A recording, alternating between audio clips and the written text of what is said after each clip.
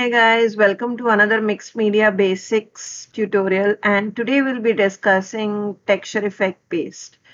How are these texture effect paste different from your chalk paints, your texture paste, your sand paste, etc., etc.?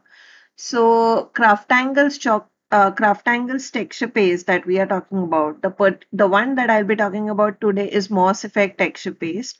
Now these come in a set of four. So you get four different texture paste, 60 ml each in one pack, and they retail for 549 rupees.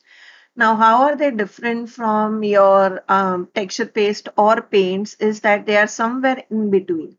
So they are not as thick as a texture paste because you need it to be easily applied on various layers, be it since if you have been doing mixed media, you would know that mixed media is not just a single layer work that you normally do. You normally apply mixed media over multiple layers, like you have MDF, chipboards, clay molds, resin pieces, etc., etc., that you stick on the top of your base, and then you apply your effect paste on top of it, depending on what kind of project are you doing.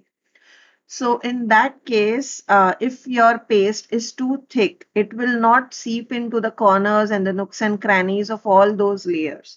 So so that is why what these effect paste are, that they are not as runny as a paint, but they are not very thick as a texture paste. They are somewhere in between.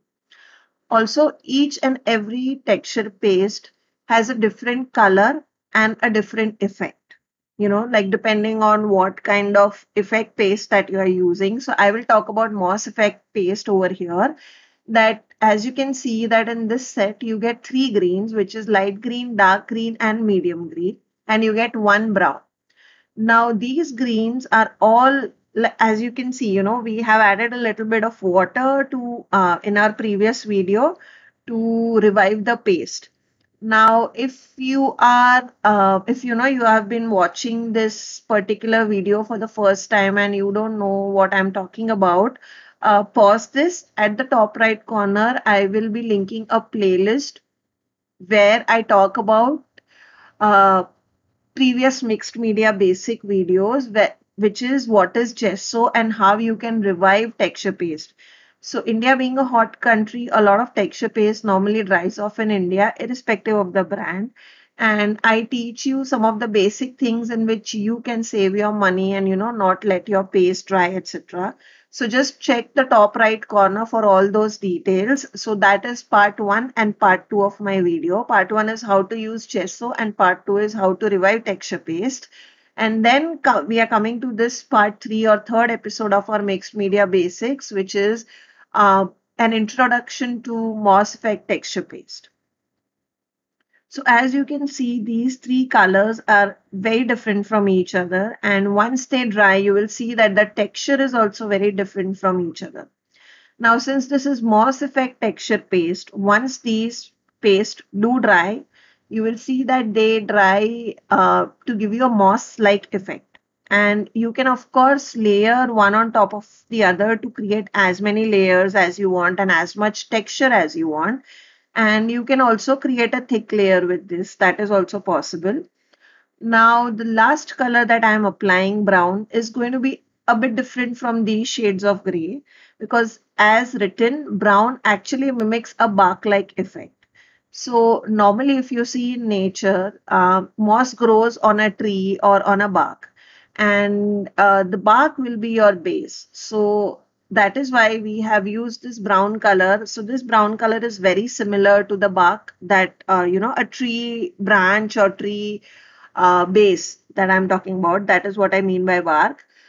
So that is the color that it mimics, and it also creates that texture, that rough texture that you get.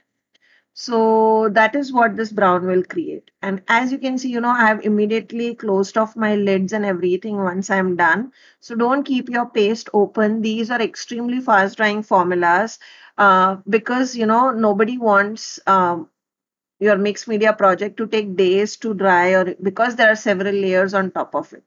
Now here in the close up, you can see all those fancy textures that you get, the moss-like texture, the bark-like texture, etc. And over here, when I zoomed in, you could have easily seen that how the brown is very different from the greens.